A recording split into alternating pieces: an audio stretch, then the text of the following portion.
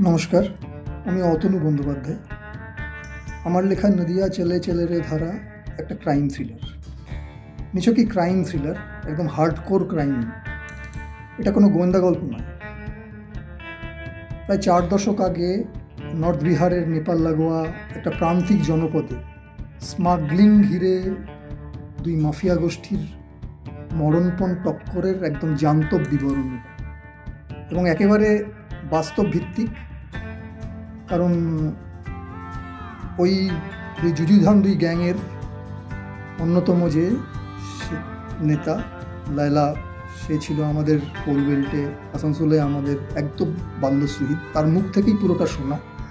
ফলে ওখানকার স্মাগলিংয়ের ঘাত ঘোঁত কীভাবে তার পাচার হয়, প্রায় 4 দশক আগের ঘটনা।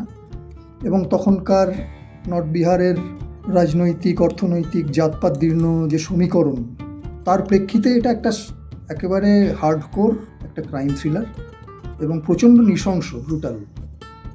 তার মধ্যে লেটেন্ট কিছু আছে, মানবিকতা, কিছু ফ্রেন্ডশিপের ছোঁয়াও আছে। তো আপনারা দেখুন, হয়তো ভালো লাগবে। নমস্কার।